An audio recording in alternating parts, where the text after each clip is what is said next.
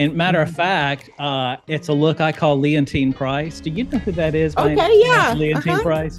Yeah. I love her so much. There's a particular aria in opera that I just means so much to me personally. It's from the opera that Puccini wrote called Tosca. And there's this scene, a famous aria in that opera where it's called Visi d'arte. And it's this woman is all of a sudden encountered a horrific experience in life. And it's questioned her faith. And she's one of these people who really was performatively religious. She did all the right things. She did everything she thought she was supposed to do. And life also happened to her. So it's when bad things happen to good people and the soul aches and breaks because of it. And I just think, man, you just really need to know about this to get through life, right? Because all of our hearts break and we question why bad things happen to good people. So I literally have those lyrics in my wallet. And I have them with me at all times. And I have the English and the Italian. And so many different people sing that aria, but because I think sopranos want to do that opera to kind of demonstrate how good they are. And Leontine Price sings it the second best of anybody that I've ever heard. And I've listened to so many of them because expressing that sentiment can either be a performance or it can be an expression of the soul. Praise God. And I bring that up because that's what my book is about. That's what my book is doing. It can either be a performance of, and fill in the blank, that could be a performance of anti-racism, a performance of a social resistance. It can be a performance of actual academic braggadocio, right? But it can also be an expression of the soul. And that's how I got started on this book. I made the because, I have a doctorate in education, and that means that I have really been exposed to some phenomenal theoretical positions, right? And people who are so amazing. I mean, I'll just, if I had to say one example, I would say Gloria Ladson-Billings. Her concept of economic educational debt is one of the top 20 greatest ideas I've ever encountered in all of my education. And it's the idea that we've underinvested in communities. And she's pivoting from just an economic analysis toward an educational analysis. And just like we might say a community is underserved economically because of low investment, she is saying that communities are underinvested and because of how education serve those people in that community. So in the same way we talk about debt economically, she's talking about debt educationally. And I've been very inspired by that. That's one of the great ideas of my lifetime. I would put it in the top 10 because of how impactful it is in terms of how we understand any analysis of where we are today. Any conversation around education, DEI, critical race theory, economic analysis, economic mobility, economic immobility, inequality, all of these great ideas that we toss around. I think everybody should have an understanding of Gloria Ladson-Billings and how she has understood and shaped a sociological understanding of education. So that so the book is written with that in mind, that how can my voice be so authentic and so unique to me that nobody else could write this book?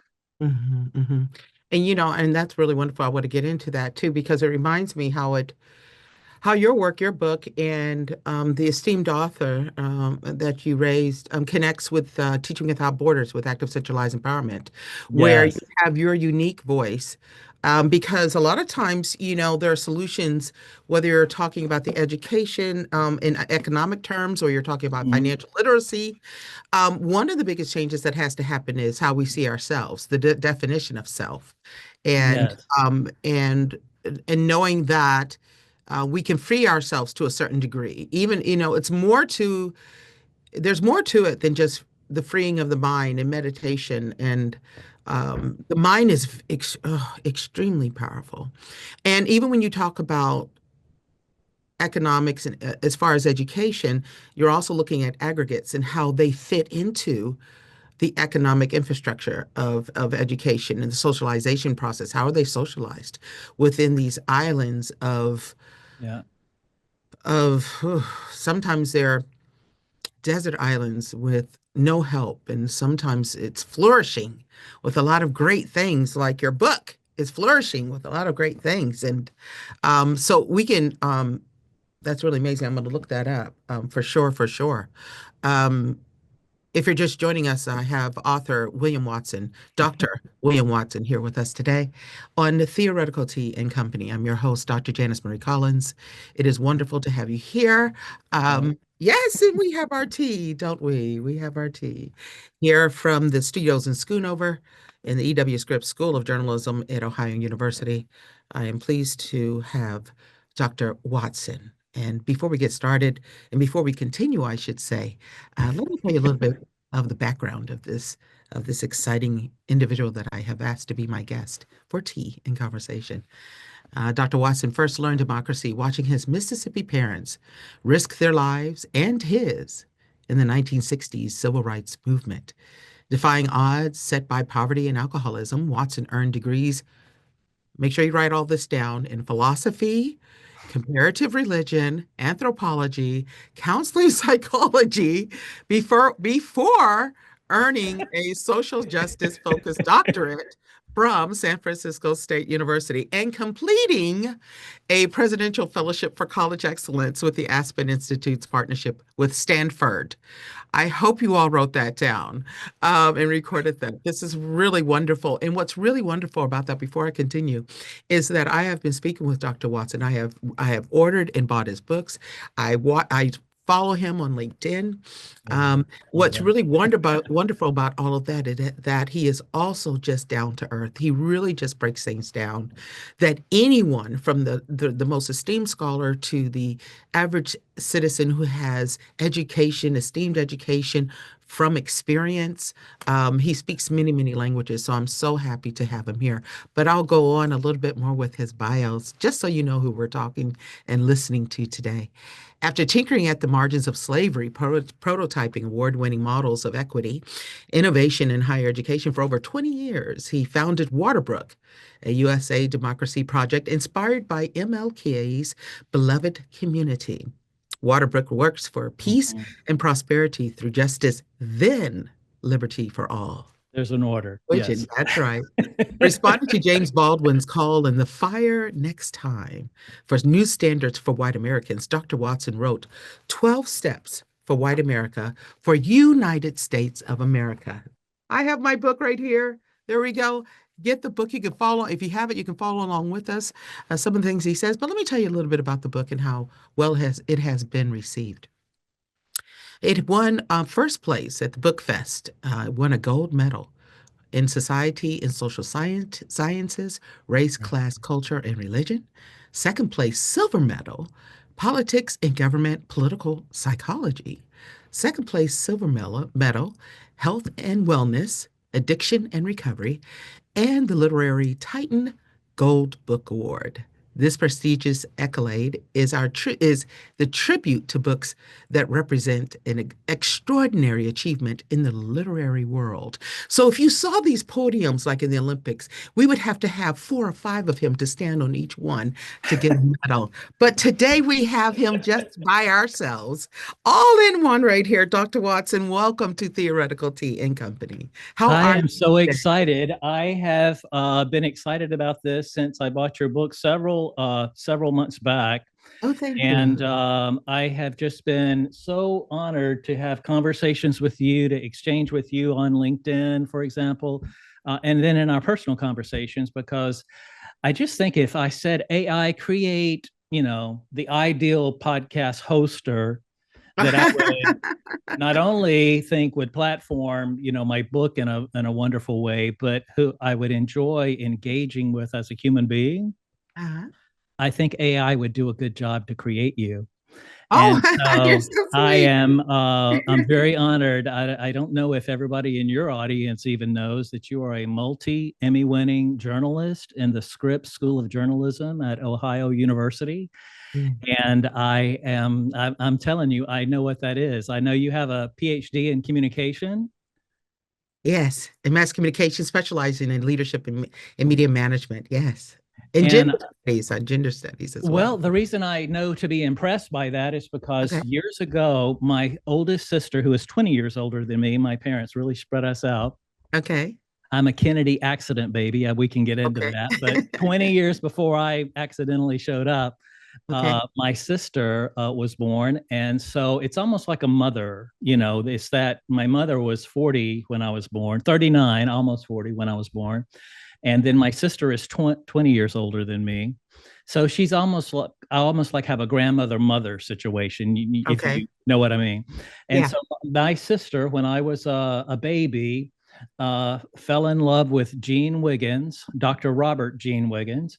Hmm. And of course, he became doctor later. But he went on to be the director of the School of Communication at the University of Mississippi. And so PhD communication students Hmm. were under his leadership. And he taught journalism and the law. That was one of his Okay. specialties. There's a famous textbook by Gene Wiggins, Robert Wiggins. Okay. And I just learned how smart those communication doctoral students were and just how vast the topic was. Hmm. And so I'm really impressed and I'm so grateful to be with you here today. Well, And I'm so thank you grateful for to be this. here. It is my pleasure. And I want to thank you for coming on. So we've done a lot of thank yous. So let's dig right in. Thank you so much for those wonderful words. I'm humbled by it. And, I am who I am because of the great people that I've met and learned from and continue to learn from. So, and I saw your work on LinkedIn and I started linking in. And I read more and more, and I said, this is very, very different. So I want to um, get into this book. Let's talk about this book because I want to, I have a couple of questions, but um, can you give the audience just a snippet of what your book, 12 Steps for White America, for a United States of America, if you could summarize in two or three sentences, what is this book really about and who is this book for? This is a treatment plan for American democracy. Okay. Okay. And with as a doctor talking doctor to doctor, there's a problem, a conflict, and a resolution.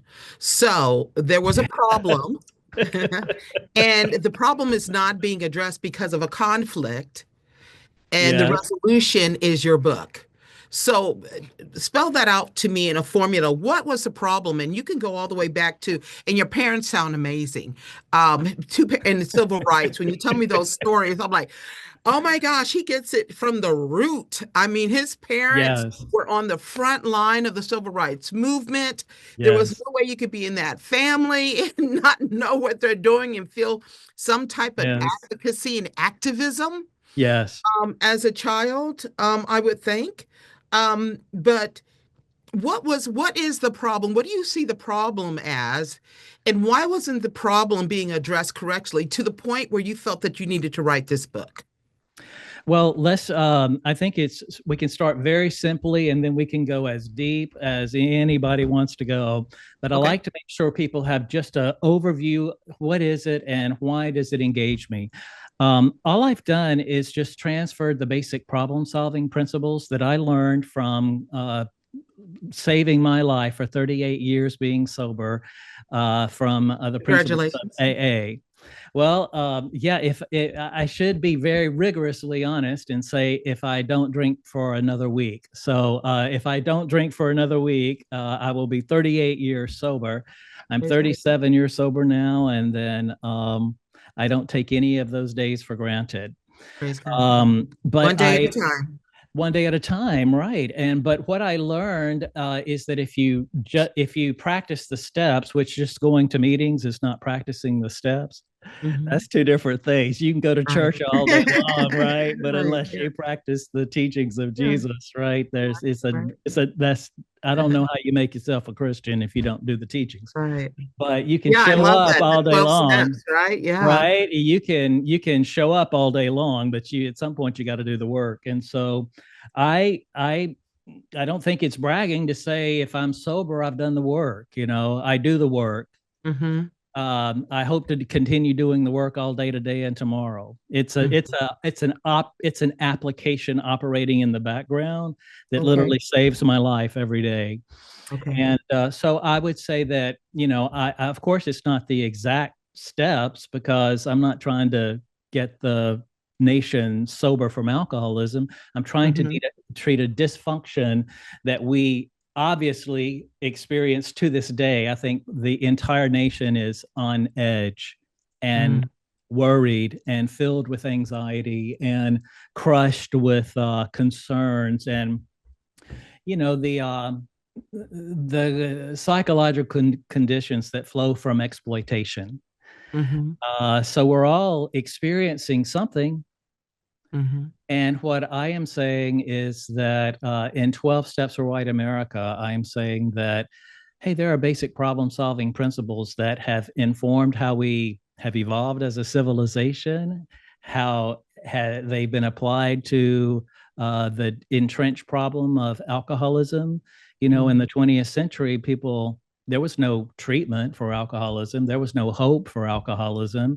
If you were an unfortunate who became an alcoholic, then the trajectory of your life was outcast, covered up, locked up. That was all the hope that there was for that. Hmm. But Hmm. these problem solving principles that helped us evolve as a species, Yeah. AA came along and co opted those principles toward solving a very entrenched problem. Now, today, everybody feels like, well, you can recover from alcoholism. You may not, but you can. Sure. Sure. And what I am saying that in the United States of America, we can make progress toward actualizing a democracy. Hmm. We may not, but we can. And that's Hmm. the ultimate message of this book is that if we employ these basic problem solving principles, Hmm. just like an alcoholic can get sober, our nation can make progress toward becoming the intended multiracial democracy that it is hopefully on a trajectory to be. And Hmm. race, the way we will know is that the outcome will be race will no longer predict outcomes. Hmm. So race will no longer predict outcomes. So let me ask you another question from a different angle.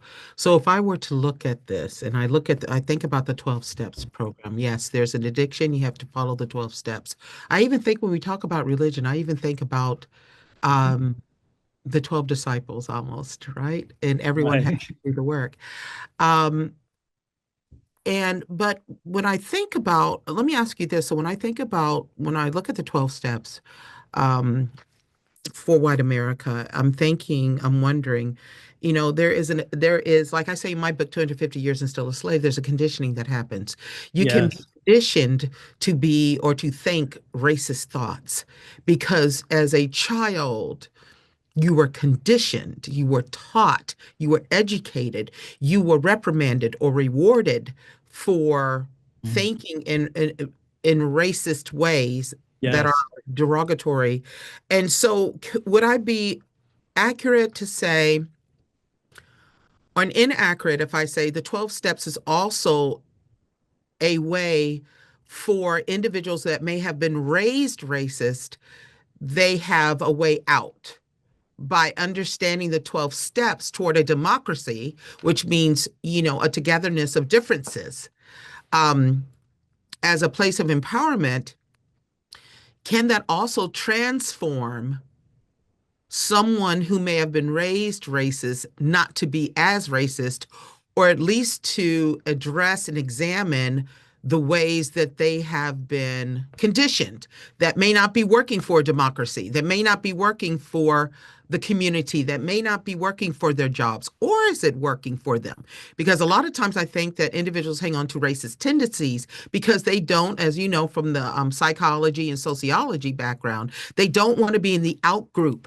They want to be in the in group. They want to belong, and they see how other people are treated, and they definitely don't want that. As Jane Elliott would say, raise your hand if you want to be Black, seriously, in America, the way that it is. And no one raised their hand in that famous clip in the audience. And that So, was several years ago, and nobody's raising their hand. right. Yeah. And we have to, and it's ironic where we know that and we see the evidence of that. And so when we look at the pieces of the puzzle and pieces of the pie, let's say there's 72% for what we would say the racial majority in the country. And so there's 28% that's left over. And in that 28% of that pie, that's everything. That's LGBT, brown, Black, indigenous, women, all of that in 28%. And so instead of that 28% that everybody has to share, it's like, oh, well, this is race-based. You have to get this because of merit. And I'm thinking, okay, uh, okay, 72%. Let me get this straight now. So, I'm looking at that and I'm thinking, um, we know things are race-based right now, the way that we are, or you wouldn't have written the book, or I wouldn't have written my book. And I Race predicts outcomes right now.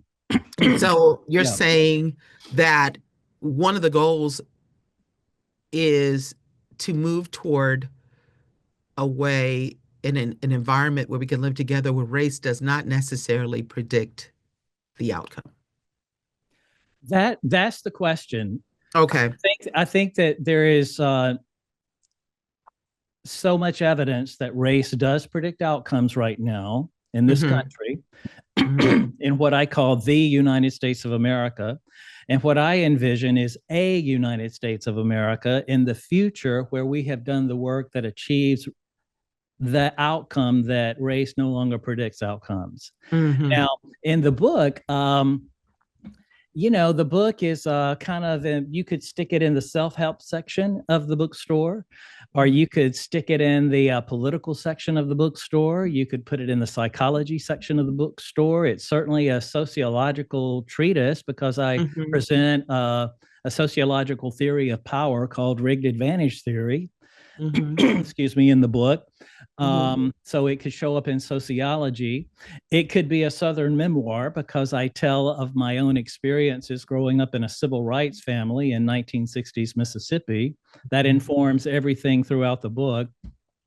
So the book is definitely an authentic expression that comes from my lived experience, although it applies, theories that I mercifully do not force anybody to have to learn to read the material.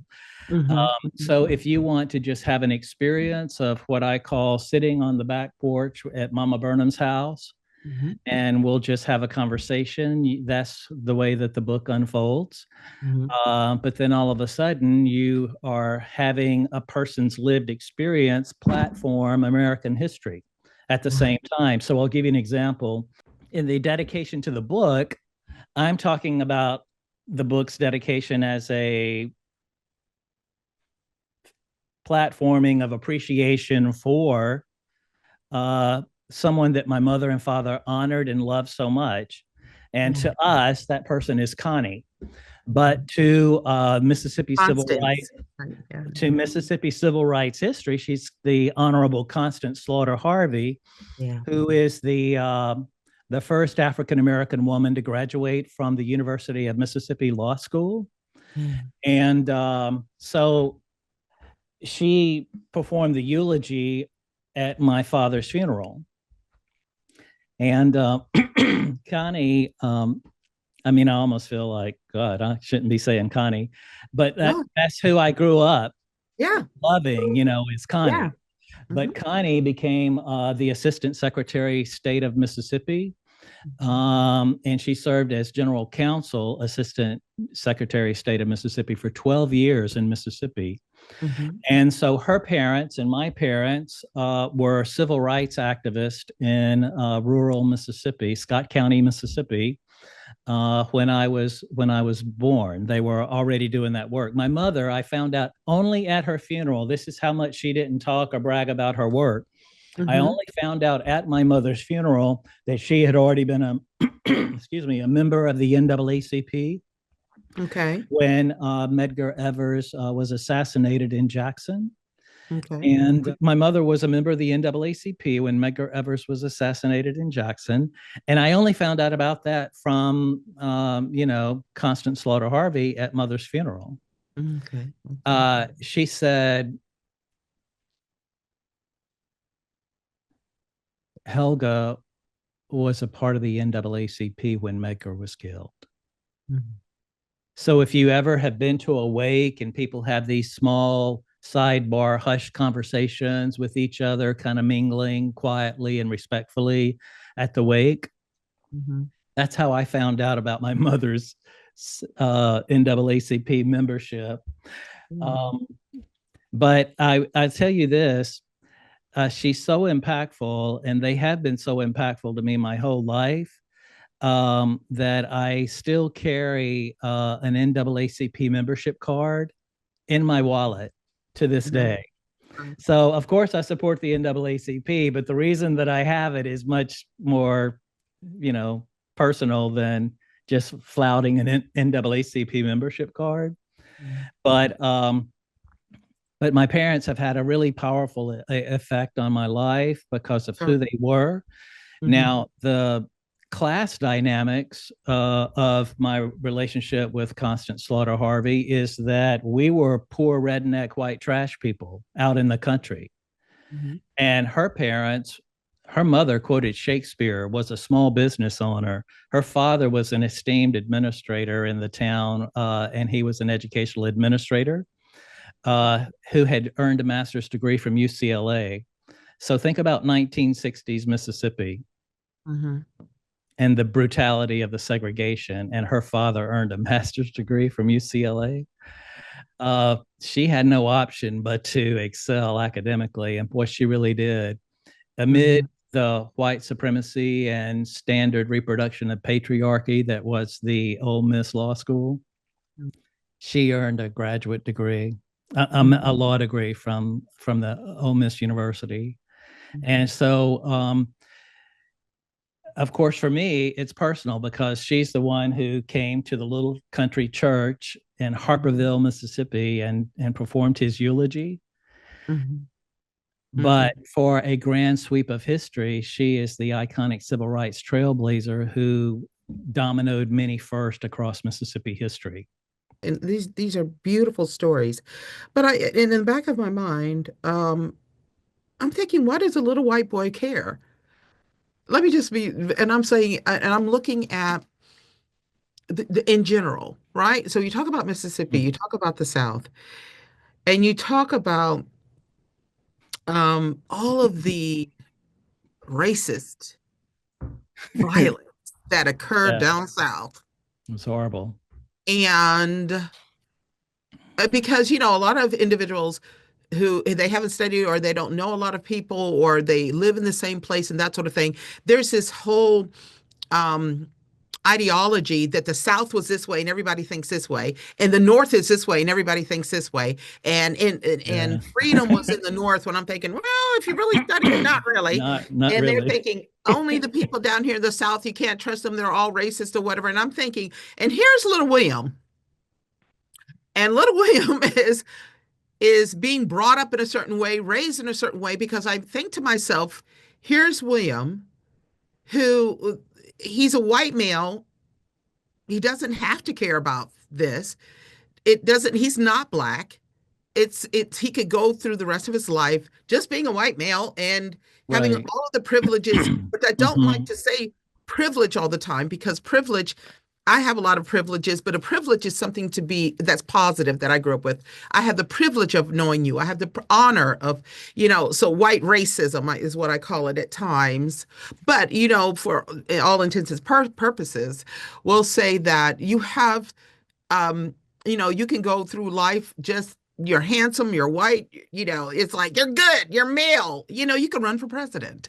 It has to be more than just being conditioned because, it has to be Yeah. something in your spirit. It has to be Something something in the happened. spirit that Yeah. happened with you to say, I'm just going to keep doing this work. And as a matter of fact, this is why I'm doing it. So what is that about? And I tried to keep it as just simple as possible.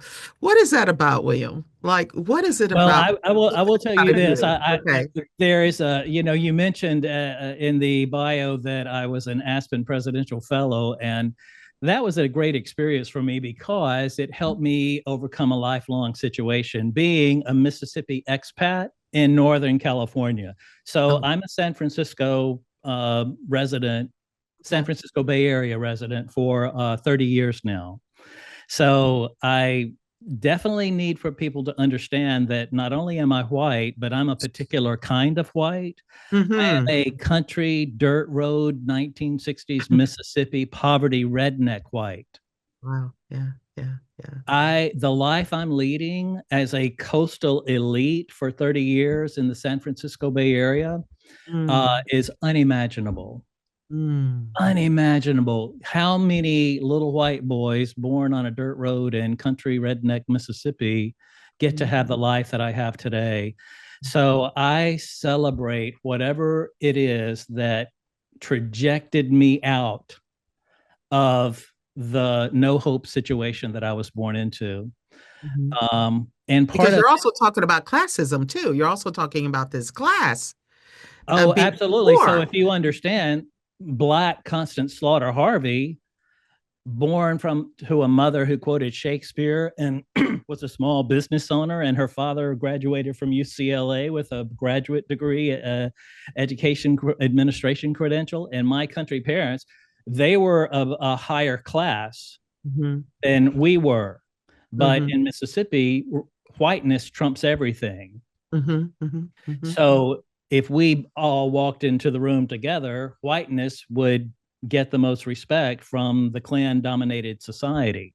mhm. Um, but yeah, where did I come from? And well, it's part of me celebrating. And this month, October is a big month for me because it's a birthday. It's a Okay. sobriety date. Okay. It's Happy a Friday. wedding. Thank you. It's a wedding anniversary to a gay man, which Okay. was unimaginable when I was growing up. And it's That's been 23 years, I think, right? yes, yes, yes, yes. Wonderful. And that's a lot of stability for an alcoholic right there. I love it. And I've learned so much. But all of these things in October really keep me awakened to gratitude about the miracle that is my life. Now, trying to survive. But let me just jump to how does that inform the book, right? Yes. Yeah. So in the 12th step, it says having of AA, Mhm, the 12th step of AA that I grew to learn and love and practice those principles. It literally says, having had a spiritual awakening as a result of these steps, we mhm, tried to carry this message to alcoholics and to practice these principles in all our affairs. mhm, So, this right here, mhm, I'm practicing my principles in all my affairs. mhm, mhm, mhm. That's Yeah. literally all that's going Yeah. on right here. I'm trying to stay sober. And Wow. so, if you ask any alcoholic, um, is it just about alcoholism and not drinking? Or is it about a program of recovery where you learn how to live? Mhm, And any alcoholic who's been there more than one day will tell you, not drinking just gets you in the door. Yeah. It's about learning, a lifelong process of learning how to live by practicing these steps. And so there are principles that if you practice them, it promises a spiritual awakening. So before anybody gets freaked out or turned off by that, a spiritual awakening is simply whatever condition you're in that leaves you strengthened not to be able to drink. Right. So it's not some lofty religious thing. It's a psychological, spiritual soul condition that allows you to continue to live another day sober and practice how to live life. Mm-hmm. And there is some very disciplined practices about how you need to live your life in relation to other people. Mm-hmm. And so the 8th step and the 9th step are all about figuring out who has been harmed by your situation. And the 9th step is fixing the harm, making amends, you might have heard people say. So that is simply all I'm doing. I am trying to stay sober another day. And part of the condition of my soul, because as I advance with greater learning on top of greater learning on top of greater learning, and it develops, it unfolds, it develops, my spirituality becomes increasingly conscious of the social conditions that I experience. And the 8th and 9th step require me to be responsible for the way my circumstances impact others. Okay, so that's what I wanted to ask. That brings me to my next point because, choosing to drink or not drink is an individual decision. Is a decision like individuals in the 12-step program in AA, food addiction, it's one day, one step at a time. It is, I didn't drink today. It works if you work it, but you got to work it every day. And I know this because I've dated individuals in recovering programs, and I tell you, some of the healthiest people because they actually think about being better people every day. It's intentional and deliberate. Yes, it's intentional and deliberate. And what you're getting to next brings up my next point because I feel that that's great and that's wonderful and that's okay for an individual. But I look at this and I think part of it, though, also is you have to care, which I think you were getting to at your last point. You have to care about others. It can't just be, oh, I just want to be sober. No, other people want to be sober so I don't get behind the car and drive a car and get into an accident that could take the lives of others. I want to care about others because I have to understand my position, meaning I'm William and I have to stay in my position, my power, my voice, my authenticity, my privilege that comes with responsibility, and how I direct this responsibility can help democracy, can help other Americans live a better life. Am I getting close to bringing in that other aspect of there has to be a component or an attribute or a characteristic of caring about more than just yourself? Well, it depends on what Zoom level you're looking at, right? Okay. So at the Zoom level of what is my responsibility and requirements for me to stay sober another day, Okay. then that includes the impact of my life and my practices on other people. Right. And so, and But bring that other people are not race. other people are not the problem. Other people are not my focus. I'm trying to stay sober another day. So there are Okay. 12 steps that I need to practice to stay sober another day. And Okay. when I say 12 steps for white America, Yeah. Okay.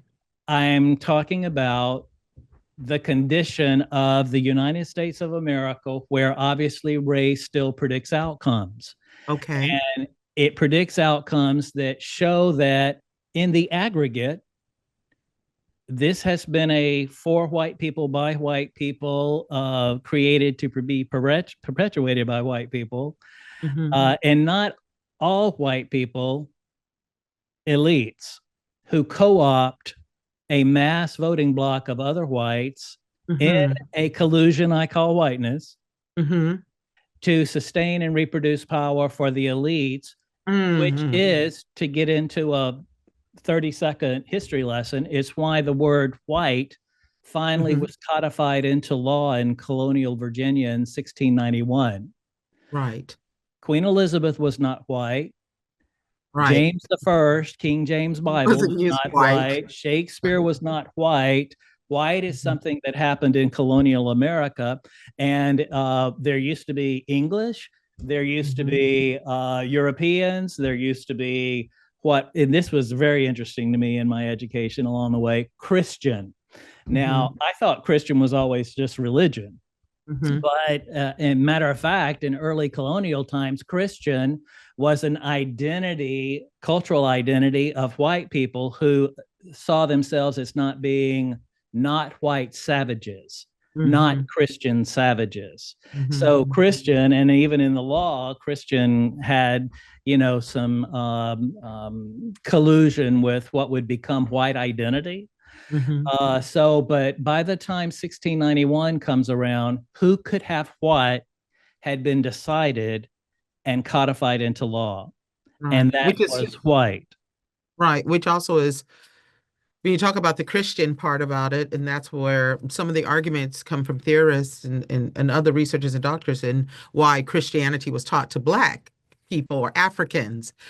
Because even when you're talking about this, when I do studies in Africa, they don't, in Africa, where they're the majority, and other people look just like them, they don't go by color, they go No, by a tribe.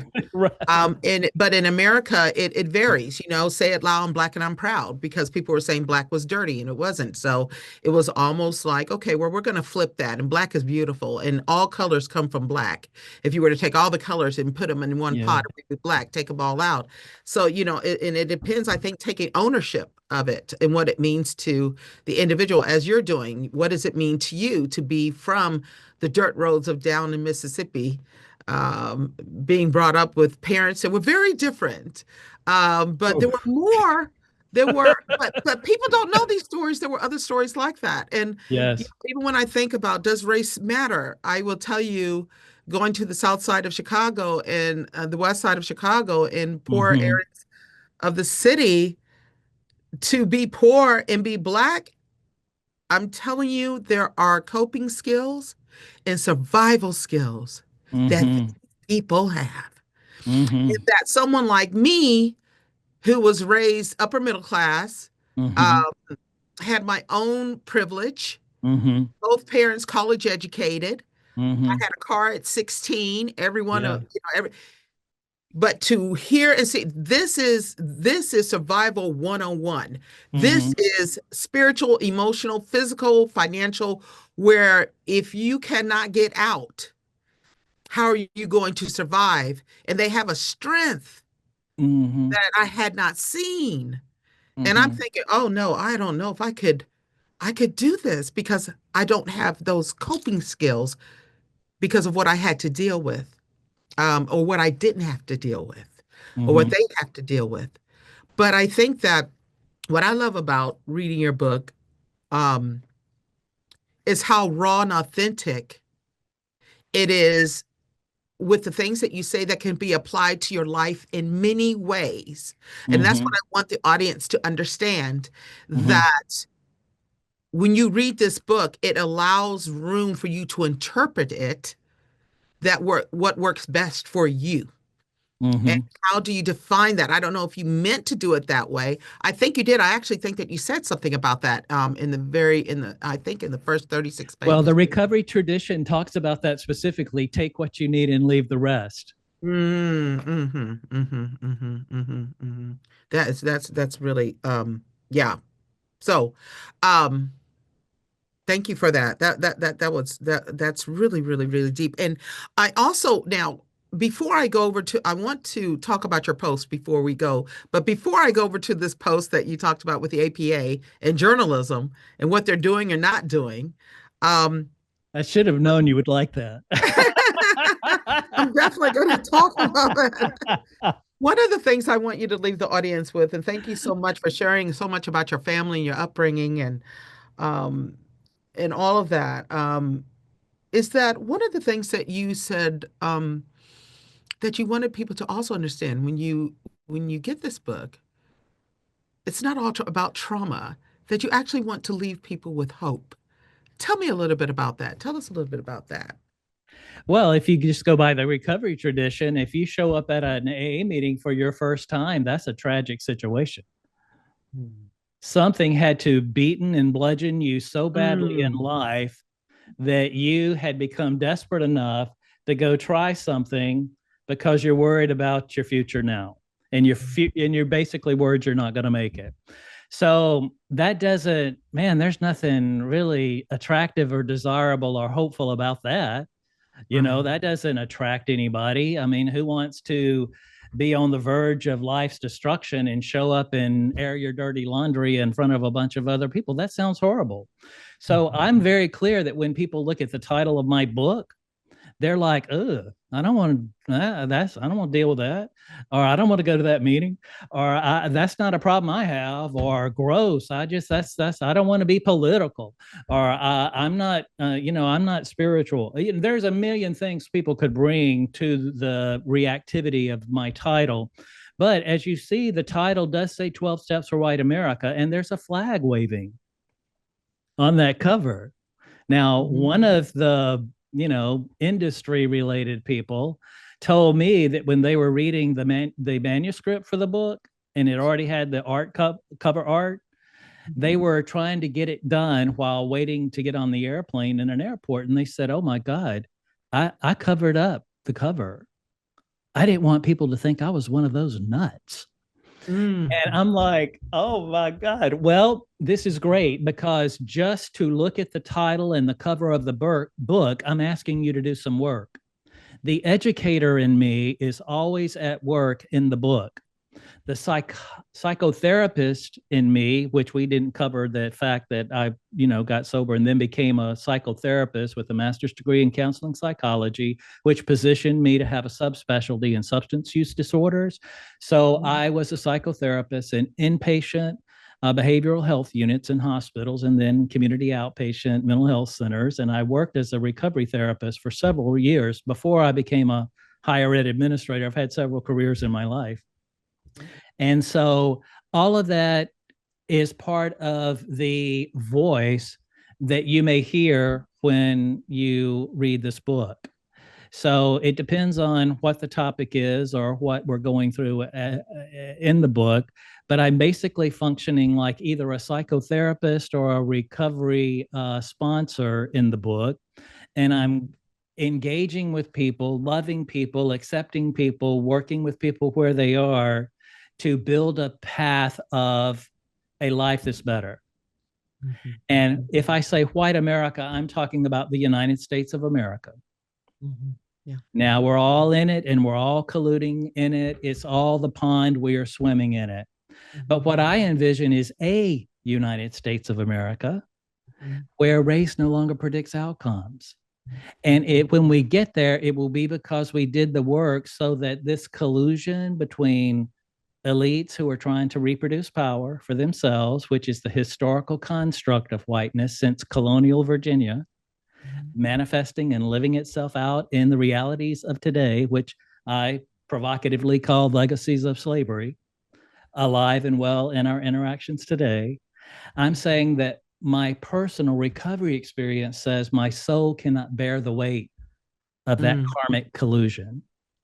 I'm Mhm. saying I need to practice these principles in all of my affairs so that I do not collude as a white man in America with the white racist structures which need to perpetuate its own power by marginalizing others with white supremacy and anti-blackness. Mhm. That's really My interesting. soul cannot bear that. My recovery cannot bear that. My spiritual progress in this lifetime cannot bear any collusion with that whatsoever. Mhm. And I've had to apply the principles that help me get sober and stay sober Mhm. to the national zeitgeist of what does it mean, race in America. And Mhm. that's a collusion, delusion of Right. inclusion, Right. Inclusion. Right. where a mass of white people function as a voting bloc to sustain elite power. And I don't want to be any part of that. Mhm. I Mhm. can't stand that. Mhm. I cannot look, and I almost, when the book came out, I was almost, I've never been in the hospital in my entire life, but for a psychiatric hospitalization when I was 18 years old, which was a misdiagnosed a diagnosis of alcoholism. I was already at 18 suffering from substance use disorder. Sure. And they didn't know what to do with an 18-year-old that was going through all that. And they called it depression and stuck me on a psych unit. But that's a whole big story. But I do talk about it in the book. Sure. Yeah. But I have never been in a hospital. And when this book was when it came out onto Amazon, I all of a sudden had a ruptured appendix and had to go to the hospital. And because I, can't take certain antibiotics, the surgery, the operation, the recovery from all of that, I faced death twice. And the doctors just walked in and were very frank with me. You have a 50-50 chance of making this. And that was after the second hospitalization. I had to go back into the hospital to survive it.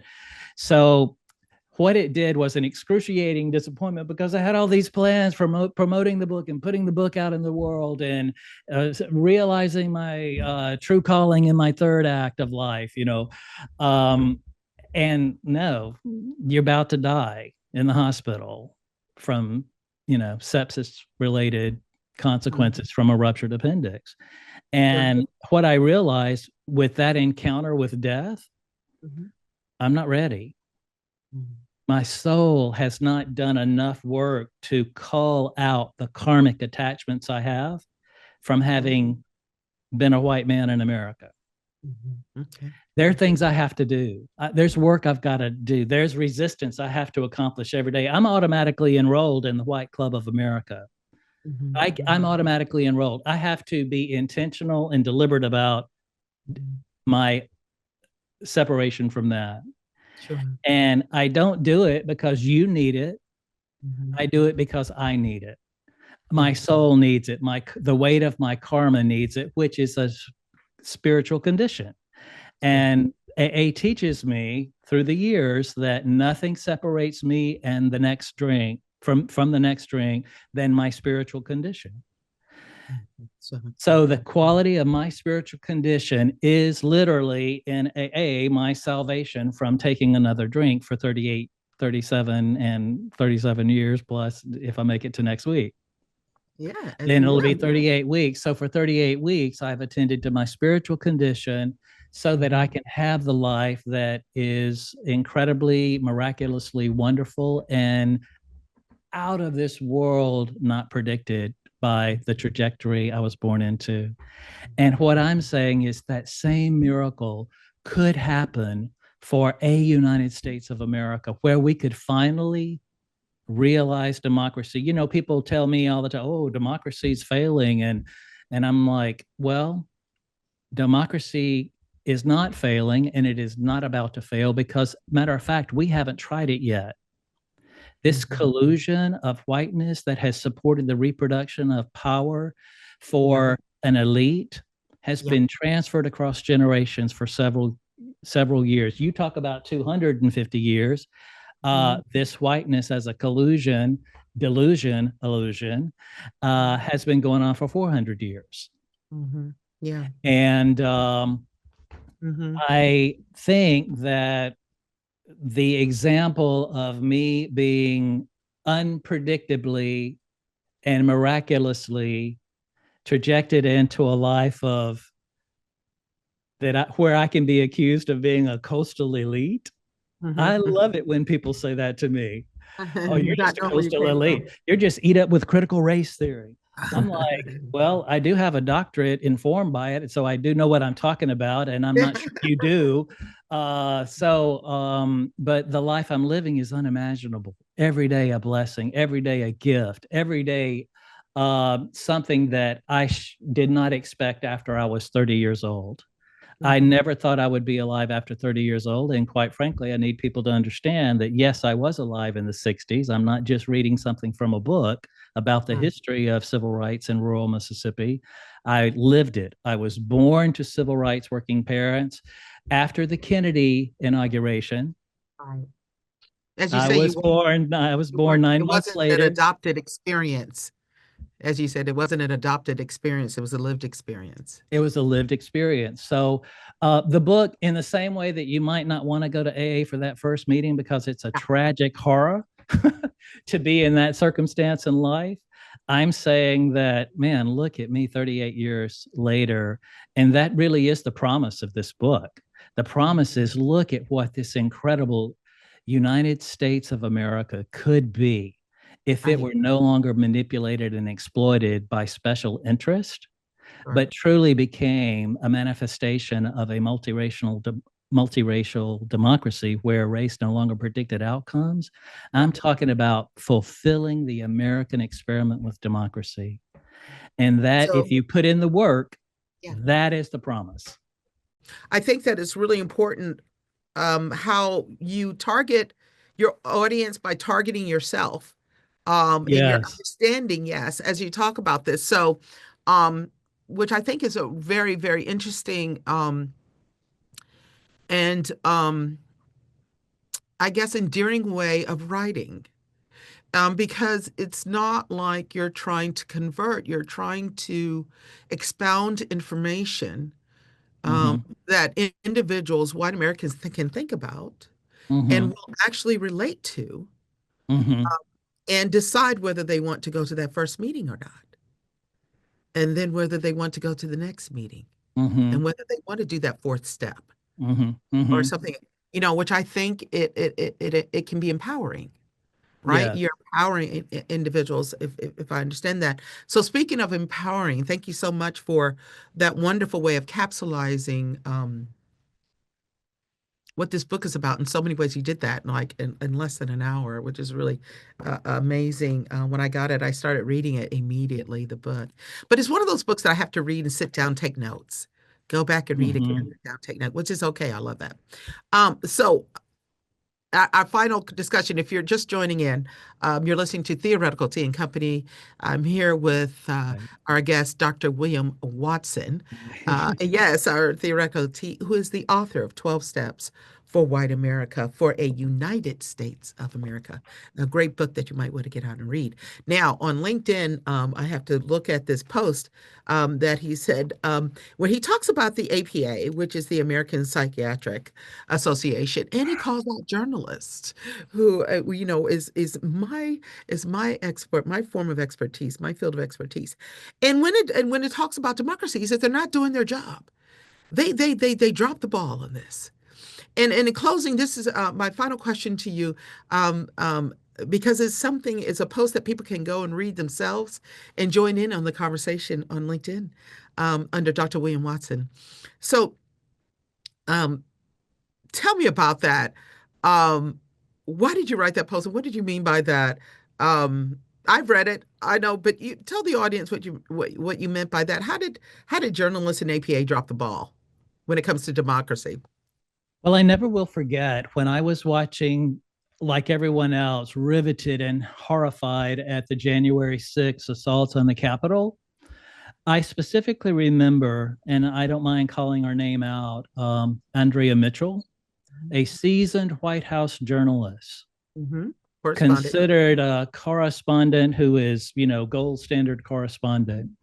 And she was on air, live, and exasperated and said, how is this happening? What is happening? I can't understand. I don't know what's happening here. Paraphrased, of course. But I had excuse my language, WTF moment, because I had just written in my book about the first insurrection of my lifetime, which was at Ole Miss when James Meredith tried to register to enter the University of Mississippi, which is colloquially called Ole Miss. Ole Miss, by the way, being Ole Missus, which is the plantation term for the woman of the house on the plantation. So we're literally still calling one of the educational institutions in Mississippi Ole Miss when it means the Ole Miss plantation owner of the wife of the plantation owner. Mm-hmm. And there was an insurrection then. The Supreme Court got involved. The Kennedy administration got involved. The National Guard had to be federalized to handle the mob uprising that overtook the town of Oxford, Mississippi, where Ole Miss is located. And the bloviating governor of Mississippi at the time said, this is the greatest crisis we've ever had, and this is the greatest crisis since the war between the states. And the crisis was not that there was a mob uprising. The crisis was that a black man's trying to get into Ole Miss. Mm-hmm. And Robert Kennedy and John F. Kennedy, the president at the time, were trying to mobilize the National Guard. The Supreme Court's involved. Interestingly, that's the town that's famous for William Faulkner's home called Roanoke. And in my research, I found out that his nephew was actually one of the National Guard that was trying to protect the city from the uproar so that James Meredith could be admitted to Ole Miss. Mm-hmm. Now, the book is called Insurrection. Oh, shoot, I can't name his name right now, but it's a 1990s publication of a book that already identified insurrection in America in the title. Mm-hmm. Now, note that January 6th happened after January 5th, and January 5th is when Georgia, a slave state, sent its first Jewish and its first African-American senator in the 21st century to the Senate. Mm-hmm. Mm-hmm. So in reality, all of these things collude and combine and at the same time to create the tensions that, boiled over on January 6th. So journalism should have been able to say, this is the second insurrection. This is a historically repeating template of how anti-Blackness unfolds in America when whiteness is threatened. Mm-hmm. That's the journalistic report in that moment. Educate the public that what you're looking at has happened repeatedly in our lifetimes. It's a repeating template of our culture and our historical political dynamics, that we've never uprooted this legacy of slavery, and it repeats right now in front of you. That's what you're looking at. Mm-hmm. And it would have explained readily why the Confederate flag, or, the idea of a Confederate flag, the actual Confederate flag was not in the Capitol, but what they created later as a tool of domination and further oppression after Reconstruction, mm-hmm. that flag flew through the Capitol. They walked that flag through the Capitol. Now, if Andrea Mitchell had said, oh, look, there's the repeating template, and it's a repeating template of marginalization that is a racialized marginalization to keep Blackness in its place so that whiteness can continue to be in power, repeated across generations, then everybody would have understood, yeah, of course, that's why they're bringing the Confederate flag to the battle. Mm-hmm. Yeah, I think it's a turning point. I think it's a turning point where books like yours and books like mine and other individuals that are for the individuals that really want mm-hmm. to have an intellectual conversation that moves forward and may even make you feel uncomfortable to a certain degree. But, the best movement and growth is being comfortable with being uncomfortable until you squeeze in that position just a little bit better. Well, pain functions for a reason, right, in the body. And so discomfort in our psyche functions for a lot of different kinds of indicators, but not the least of which there is the possibility for growth. Yeah. And so truth, reconciliation, and renewal is not easy, and it may start in an uncomfortable place. Yeah. The reward is incredible. And as I present this book to the world, I am living proof of the authenticity of that incredible journey.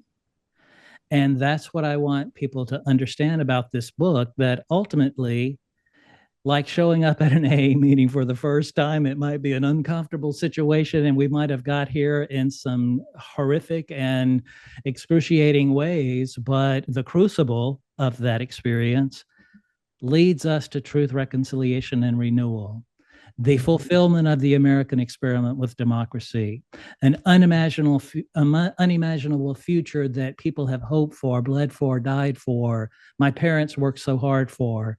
When my mother, the day she died, the Mississippi House of Representatives adjourned in her honor. Wow. And Wow. the Mississippi Democratic Party provided a resolution in her honor that named her Lady Warrior. Yeah. Wow.